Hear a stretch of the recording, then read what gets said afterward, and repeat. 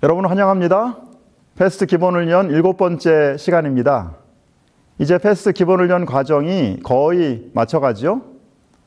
그동안 유익한 시간이었습니까? 암송절은 모두 기억하시죠? 매과 성경 연구를 충실하게 다 하셨죠? 그림들도 잘 기억하시죠? 여러분들의 삶에 하나님의 말씀이 적용하도록 결심하시기를 바랍니다. 이번 주 기억절은 잠언 15장 22절과 히브리 3장 13절 말씀입니다. 함께 암송해 볼까요? 잠언 15장 22절 말씀. 의논이 없으면 경영이 무너지고 지략이 많으면 경영이 성립하느니라. 잠언 15장 22절 말씀. 히브리 3장 13절 말씀. 오직 오늘이라 일컫는 동안에 매일 피차 권면하여 너희 중에 누구든지 죄의 유혹으로 완고하게 되지 않도록 하라. 히브리 3장 13절 말씀. 교회 출석과 신앙적 모임이 유익하지만 그것으로는 충분하지 않습니다. 우리는 작지만 단단히 연결된 팀으로부터 격려와 권고가 필요합니다. 특별히 성경은 마지막이 가까울수록 하나님의 백성들이 연합해야 된다고 말하고 있습니다. 혼자서는 안 됩니다. 개인의 영적 각성이 교회와 지역사회의 부흥으로 점점 퍼져나가게 되는 비결은 무엇일까요? 오늘은 그 비결을 함께 살펴보겠습니다. 학습 목표, 믿음의 팀워크. 이번 주 학습 목표를 함께 확인해 볼까요? 이번 주 성경 연구는 믿음의 팀워크에 관한 내용입니다. 여러분은 요즘 하나님과 꾸준한 동행에 필요한 격려와 권고를 받고 있습니까? 이러한 격려를 끊임없이 받기 위하여 우리가 무엇을 할 수 있을까요? 이번 주 암송절은 잠언 15장 22절과 히브리 3장 13절입니다. 모든 암송절을 암송하고 패스트 기본훈련 과정을 마치는 일에 최선을 다하십시오. 팀워크의 중요성에 관한 실질적인 제안을 한번 읽어보십시오. 믿음의 팀을 이루는 것은 제자의 삶에서 지속성을 유지하는 데 매우 중요합니다.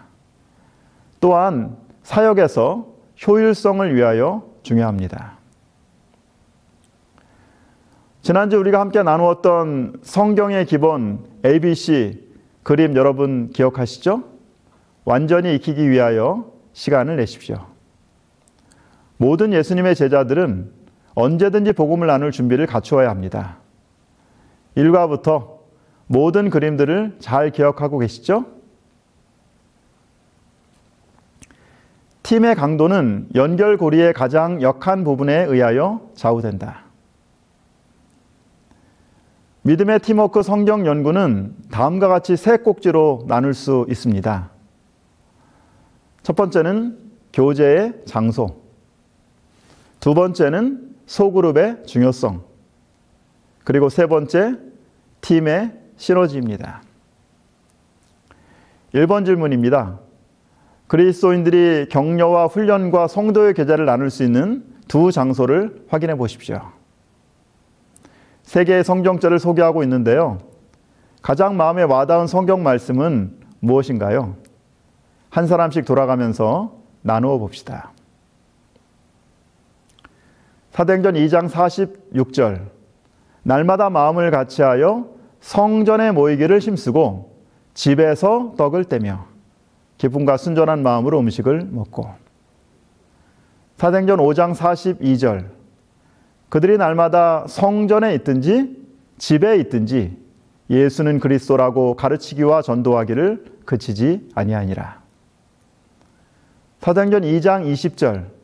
유익한 것은 무엇이든지 공중 앞에서나 각 집에서나 거리낌 없이 여러분에게 전하여 가르치고.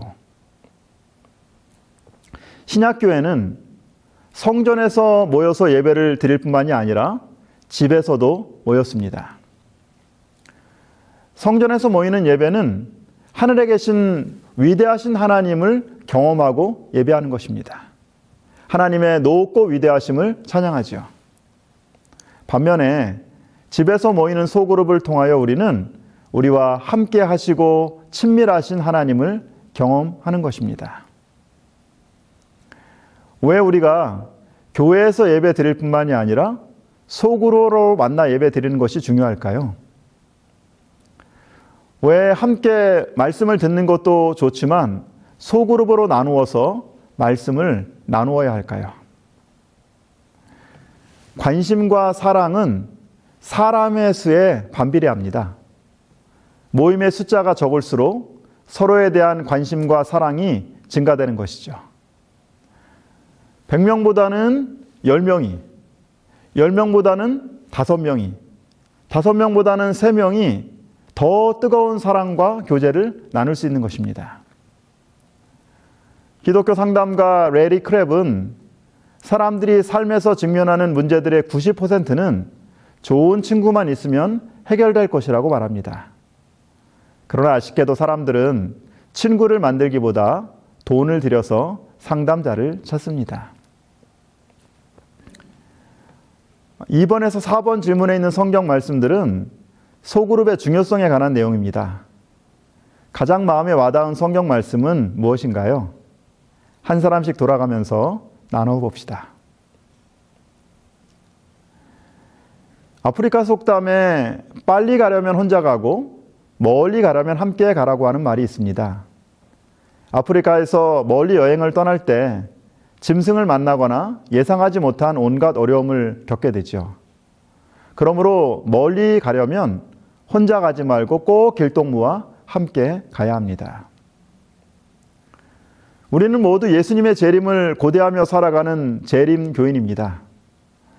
어떻게 우리가 날마다 다시 오실 예수님을 바라보고 하늘을 향해 가는 여행길을 끝까지 갈 수 있을까요?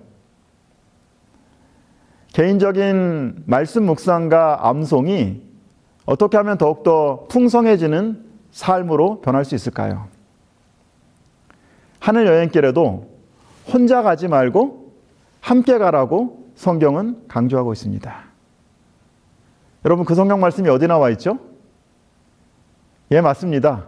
히브리 10장 24절, 25절 말씀입니다. 서로 돌아보아 사랑과 선행을 격려하며 모이기를 피하는 어떤 사람들의 습관과 같이 하지 말고 오직 권하여 그날이 가까움을 볼수록 더욱 그리하자. 하늘 가는 여정길에도 혼자 가면 끝까지 갈 수 없습니다. 끝까지 가려면 사랑과 선행을 격려하는 길동무가 있어야 합니다. 말씀의 친구, 기도의 친구, 찬양의 친구, 그리고 사랑과 선행을 격려하는 친구. 이러한 신앙의 길동무들과 함께 할 때에 하늘 가는 여정이 행복하고 그리고 안전할 수 있습니다. 여러분 꼭 기억하시기 바랍니다.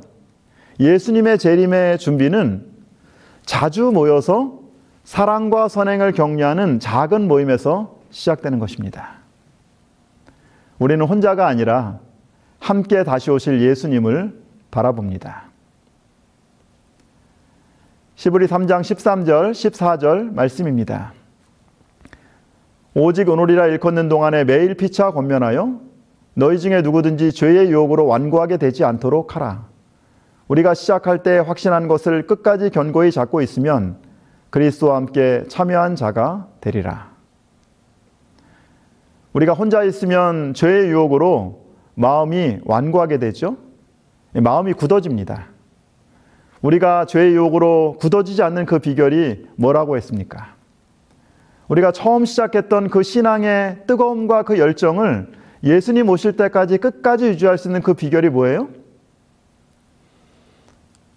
여러분의 교회에는 매주 안식일 예배 외에 서로 사랑과 선행을 격려하고 또 함께 사역을 하는 그러한 소그룹 모임이 있습니까? 말씀과 삶을 함께 나누는 믿음의 친구들이 있습니까? 남극은 겨울이 되면 영하 45도에 이르는 혹한과 초속 50m의 강풍이 몰아칩니다. 이러한 남극 얼음판 위에서 황제 펭귄은 넉 달 가까운 춥고 어두운 밤을 버텨야 합니다. 펭귄이 얼어 죽지 않기 위한 가장 단순하고 효과적인 방법은 몸을 완전히 밀착해서 무리를 짓는 것입니다. 그리고 바람이 불어오는 반대쪽을 향해서 고개를 숙이고 기와정처럼 몸을 붙이고 서 있습니다. 이렇게 서로 몸을 밀착해서 붙이고 있으면은 무리 안의 온도가 20도까지 올라갑니다. 또 어떤 때는 37.5도까지 올라간다고 합니다. 그리고 어느 정도 시간이 지나면 안쪽에서 몸이 따뜻해진 그 펭귄은 바깥으로 나가는 거예요. 그리고 바깥쪽에서 추위에 떨던 그 펭귄이 안쪽으로 다시 들어오는 것입니다. 이거를 허들링이라고 부릅니다.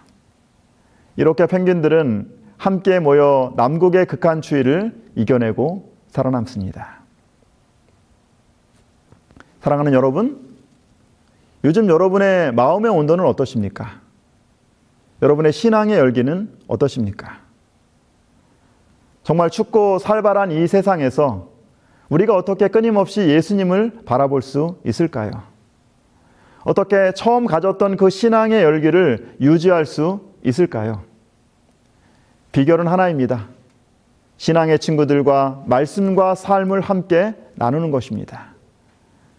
최대한 믿음의 친구들과 몸을 밀착하면 밀착할수록 우리 안에 마음의 온도가 올라가고 믿음의 열기가 뜨거워집니다. 소그룹 모임에 참여하면서 제자들의 어떤 부분을 강화할 수 있을까요? 마태복음 18장 19절 20절 말씀입니다. 진실로 다시 너희에게 이르노니 너희 중에 두 사람이 땅에서 합심하여 무엇이든지 구하면 하늘에 계신 내 아버지께서 그들을 위하여 이루게 하시리라. 두세 사람이 내 이름으로 모인 곳에는 나도 그들 중에 있느니라. 소그룹은 기도의 삶을 강화합니다. 누가복음 24장 32절 말씀입니다. 그들이 서로 말하되 길에서 우리에게 말씀하시고 우리에게 성경을 풀어주실 때 우리 속에서 마음이 뜨겁지 아니하더냐. 소그룹은 말씀 묵상을 뜨겁게 합니다. 빌립보 3장 17절 말씀. 형제들아 너희는 함께 나를 본받으라. 그리고 너희가 우리를 본받은 것처럼 그와 같이 행하는 자들을 눈여겨보라. 소그룹은 순종을 진지하게 합니다. 빌립보 1장 14절 말씀. 형제 중 다수가 나의 매임으로 말미암아 주 안에서 신뢰함으로 겁없이 하나님의 말씀을 더욱 담대하게 전하게 되었느니라. 소그룹은 전도를 담대하게 합니다. 소그룹의 유익이 뭡니까? 기도, 말씀, 순종, 전도. 이 네 가지를 강화하는 것이 소그룹의 역할입니다. 기도, 말씀, 순종, 전도. 어디서 배웠죠? 바로 제자훈련의 수레바퀴입니다. 우리는 작은 소그룹 모임들을 통해서 기도, 말씀, 순종, 전도, 제자의 수레바퀴의 삶이 더욱더 크고 튼튼해지는 것입니다. 5번에서 7번 질문에 있는 성경 말씀들은 팀의 시너지에 관한 내용입니다. 가장 마음에 와닿은 성경 말씀은 무엇인가요? 한 사람씩 돌아가면서 나누어 봅시다. 전도서 4장 9절 10절 말씀입니다. 두 사람이 한 사람보다 나음은 그들이 수고함으로 좋은 상을 얻을 것임이라. 혹시 그들이 넘어지면 하나가 그 동물을 붙들어 일으키려니와 홀로 있어 넘어지고 붙들어 일으킬 자가 없는 자에게는 화가 있으리라. 두 사람이 한 사람보다 낫다. 여기서 이 낫다라고 하는 이 말은 히브리 말로 토브입니다. 이 말은 창세기 1장에서 하나님의 보시기에 좋았더라라고 하는 말로 사용됐습니다. 무엇이 하나님 보시기에 좋았다라고 말합니까? 두 사람이 한 사람보다 하나님 보시기에 좋았다라는 것입니다. 유대인들은 토라를 공부할 때 짝을 지어서 서로 설명하게 합니다. 이것이 바로 하브루타라고 하는 유대인 교육 방법이죠. 혼자 공부하지 않고 함께 공부하게 하는 이유가 무엇일까요? 둘이 할 때와 혼자 할 때 보상이 다르기 때문입니다. 탈무드에 보면 둘이 공부할 때는 하나님이 반드시 그의 말을 기념책에 기록한다고 하십니다. 그런데 혼자 하는 것은 기록하지 않는다고 해요. 그냥 탈무드에 나와 있는 말입니다. 함께 토론하고 의견을 교환하면 진실한 이해에 도달합니다. 그러므로 기록할 가치가 있습니다. 하지만 혼자 공부하면 실수할 수가 많아서 기록할 가치가 떨어진다고 믿는 것입니다. 함께 할 때 온전합니다. 혼자 하는 수고는 헛되지만 함께 하는 수고는 좋은 상을 얻습니다. 그러면 우리가 소그룹 모임에서 어떻게 말씀을 서로 나눌 수 있을까요? 사마리아인의 비유를 말씀하기 전에 한 율법사가 와서 예수님께 질문을 합니다. 어떤 율법사가 일어나 예수를 시험하여 이르되 선생님, 내가 무엇을 하여야 영생을 얻으리이까? 내가 무엇을 하여야 영생을 얻겠습니까? 라고 하는 율법 교사의 질문에 예수님이 뭐라고 대답하시죠? 예수님이 다시 질문을 하세요. 예수께서 이르시되 율법에 무엇이라 기록되었으며 내가 어떻게 읽느냐? 여러분, 예수님께서는 우리 모든 질문에 대한 해답을 알고 계시지 않을까요? 예수님께서 그런데 직접 대답하지 않으시고 생각할 수 있도록 질문을 하시는 것입니다. 예수님께서 하신 첫 번째 질문은 율법에 무엇이라 기록되었으며, 본문 말씀에 대해서 이해하고 있냐는 것입니다. 내가 무엇을 깨달았느냐? 두 번째 뭐라고 질문하세요? 내가 어떻게 읽느냐? 말씀 적용입니다. 삶에서 이 말씀을 어떻게 적용할까? 그래서 저도 소그룹 모임을 할 때 항상 마지막으로 묻는 질문은 이것입니다. 여러분들이 오늘 이 본문의 말씀을 읽고 어떤 결심을 하십니까? 삶에 적용하는 간증이나 결심은 무엇입니까? 그리스도의 말씀이 너희 속에 풍성히 거하여 모든 지혜로 피차 가르치며 권면하고 시와 찬송과 신령한 노래를 부르며 감사하는 마음으로 하나님을 찬양하고. 하나님의 말씀을 그냥 혼자 묵상하는 것으로 끝나지 않고 소그룹 모임에서 서로 가르치며 권면할 때, 우리의 말씀 묵상과 적용을 함께 나눌 때 우리는 더 깊은 이해와 실천을 할 수 있게 되는 것입니다. 영감의 글은 말씀 나눔의 축복을 다음과 같이 강조하고 있습니다. 우리의 생각과 감정은 말로 표현될 때 고무되고 강화된다. 그것은 일종의 자연 법칙이다. 말이 생각을 표현하지만 생각이 말의 영향을 받는 것 또한 사실이다. 만일 우리가 믿음을 더욱 많이 표현하고 우리가 받고 있는 축복, 곧 하나님의 큰 자비와 사랑의 축복 안에서 더욱더 기뻐한다면 우리는 더 많은 믿음과 더 큰 기쁨을 소유하게 될 것이다. 우리의 생각과 감정이 말로 표현될 때 강화되는 것입니다. 우리가 함께 모여 하나님의 말씀을 통해서 우리가 경험한 믿음의 축복을 나눌 때에 우리는 더 큰 믿음과 더 큰 기쁨을 소유하게 되는 것입니다. 우리 모두는 지난 3년 동안 코로나 대유행이라고는 길고 추운 겨울을 경험했습니다. 교회에서 만나는 대면 예배가 중단되고 교회 사역과 선교가 위기를 경험했습니다. 여러분의 교회는 이 춥고 긴 코로나의 대유행의 겨울을 어떻게 보내셨습니까? 저희 목동교회도 정말 코로나 대유행의 힘든 겨울을 정말 어렵게 보냈습니다. 매주 안식일에 공중예배로 모이는 것이 어려워졌지요. 목사인 저로서 교인들한테 교회를 나오지 말라고 말하는 것이 정말 답답했습니다. 교인들을 만나지 못하니 과연 우리 교인들이 믿음을 잘 지키고 있는지 정말 궁금했습니다. 코로나 유행으로 모두 함께 교회에서 모일 수 없는 이 추운 겨울을 어떻게 극복할 수 있을까? 목동교회는 더욱 적극적으로 흩어져서 소그룹 모임으로 함께 모였습니다. 목동교회는 2019년 5월부터 패스트 제자훈련 3단계를 마친 제자들이 세 그룹으로 나누어서 가정을 개방하고 또 구도자를 초청하여서 가족 소그룹 모임을 시작했습니다. 그리고 코로나 대유행이 시작된 후에 2020년 3월에는 가족 모임을 5개로 더 확대했습니다. 그리고 그 다음에는 그 가족 모임을 6개로 확대했습니다.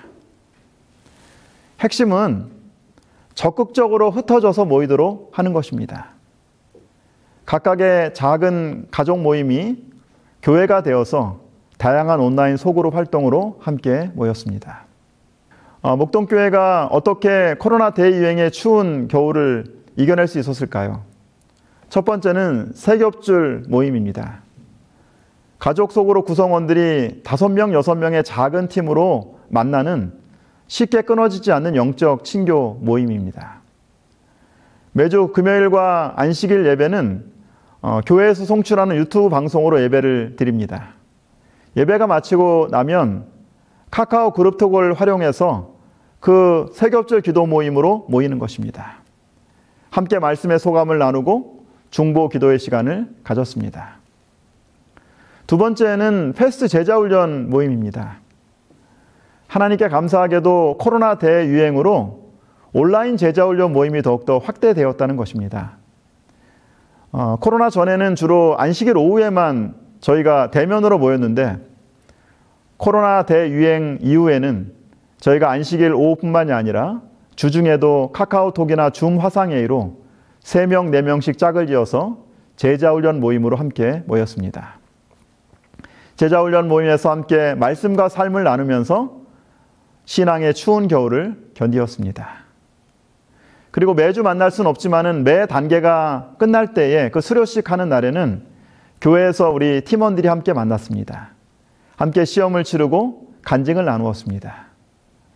코로나 대유행의 그 추운 겨울 가운데서도 목동교회는 2020년에 19명, 2021년에 6명이 패스트 제자훈련 3단계를 수료하였습니다. 세 번째는 개인 성경 공부 모임입니다. 코로나 시대에도 구도자들이 교회를 찾아오기란 쉽지 않습니다. 그러므로 영혼들이 있는 곳을 직접 찾아가서 함께 말씀을 나누는 그런 시간들을 가졌습니다. 영혼들이 오기를 기다리지 말고 영혼들이 있는 곳으로 나아가는 것입니다. 매주 토요일 오후에는 맨발 걷기 클럽을 진행했습니다. 그곳에서 삶의 현장에서 구도자들을 만나고 그리고 그 사람들과 사랑과 교제를 나누게 되었습니다. 비록 교회에서 대면으로 만나지 못했지만 믿음의 친구들과 다양한 온라인 소그룹 활동들을 통해서 우리 성도들이 믿음의 추운 겨울에서 살아남고 오히려 더 큰 축복을 경험하게 되었습니다. 교우님들이 이런 간증을 하셨습니다. 교회에서 매주 모이지 못하니 세겹줄 모임 시간이 더욱 기다려지고 꼭 참석합니다.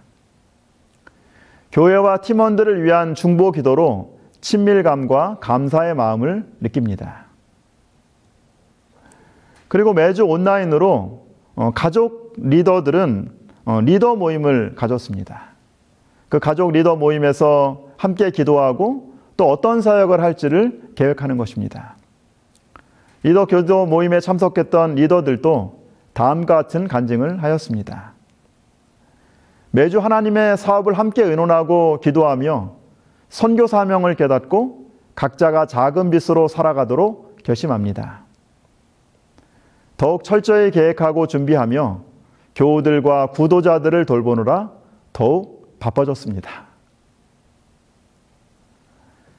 실제적인 제안, 팀워크의 중요성. 지난 몇 주 동안 패스트 기본훈련에 충실하게 참여했다면 이제 다른 사람들에게 예수님을 전하려는 마음이 서서히 생겨났을 것입니다. 복음 전도는 제자훈련의 핵심입니다. 어디에서도 무엇을 해도 느껴볼 수 없는 행복한 목적의식을 삶에 더하게 되는 것입니다. 마음속에 일어난 불꽃을 유지하기 위하여 믿음의 팀으로 연합하는 것이 참 중요합니다. 예수님은 잃어버린 사람을 찾도록 팀을 만드시고 바울도 그렇게 했죠. 따로 흩어진 숯은 쉽게 불꽃을 잃어버리지만 영적 교제의 뜨거움은 커다란 불길로 번져 나갈 것입니다. 처음부터 너무 거창하게 하지 말고 믿음의 팀을 만들고 팀원들과 함께 작은 일을 계획하고 시작해 보십시오. 성경 연구를 하는 초대장을 보내는 계획을 세울 수도 있겠죠. 매주 유튜브 링크를 보내주거나 교재를 함께 읽는 부모 교실도 가능할 것입니다. 필요하다면 지역사회 설문조사를 통해서 지역사회의 필요도 또 깨닫게 될 것입니다. 계획을 세우면 실행하십시오. 새로운 시작은 언제나 즐겁습니다.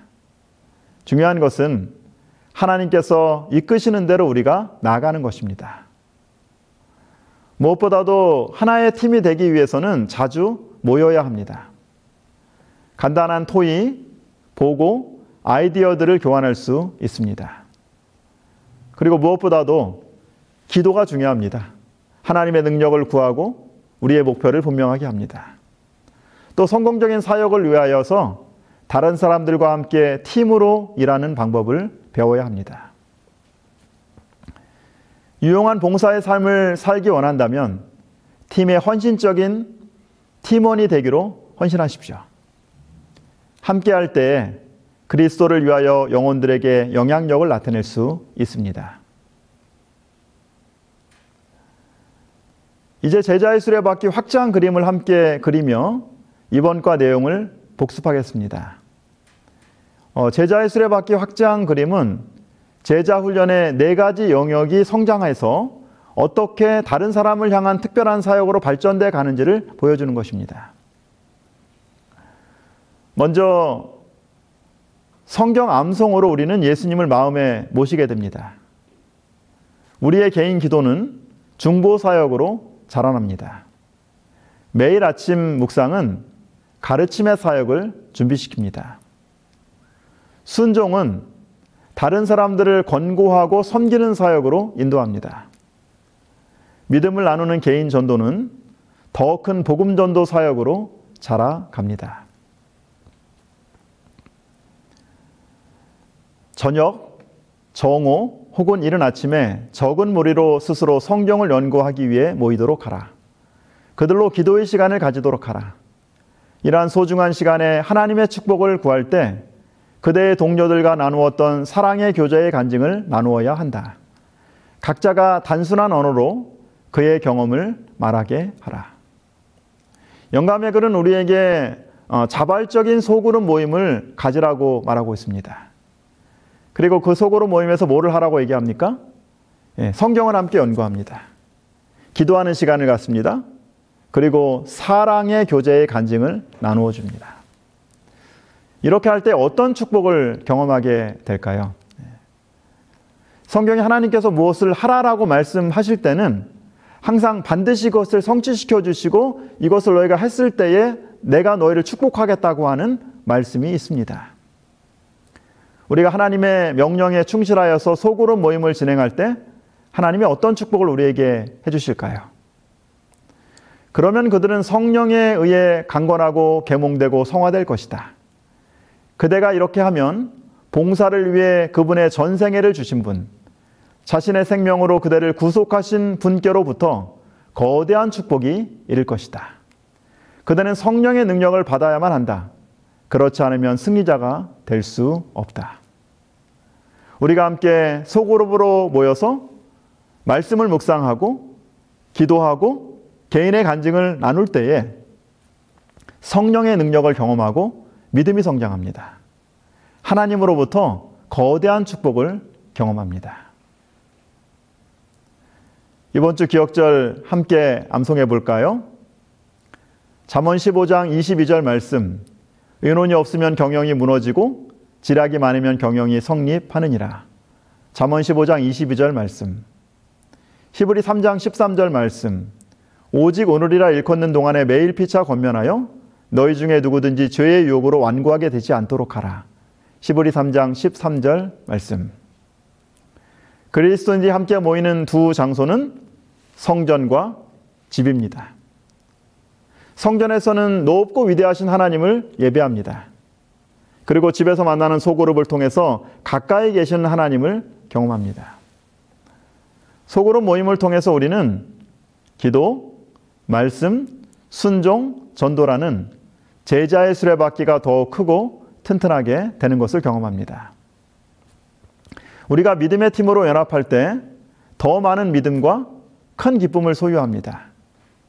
함께 모일 때 더욱 신실하게 하나님의 사역에 헌신할 수 있게 됩니다. 말씀과 삶을 나누는 믿음의 친구 여러분 갖고 계십니까? 여러분의 교회에는 사랑과 선행을 격려하며 함께 하나님의 사역을 하는 믿음의 팀이 있습니까? 이제 오늘 배운 내용을 정리하고 함께 기도하는 마음 나누기 시간을 가지겠습니다. 2명, 3명 짝을 지어서 5분 정도 나눔의 시간을 가지시기를 바랍니다. 마음 나누기. 더 나은 예수님의 제자가 되기 위해 동료 신자들과 함께 만나는 일에 지금 기꺼이 헌신하겠습니까? 하나님께 드리는 간단한 기도문 형식으로 여러분의 결심을 기록하고 함께 기도하세요.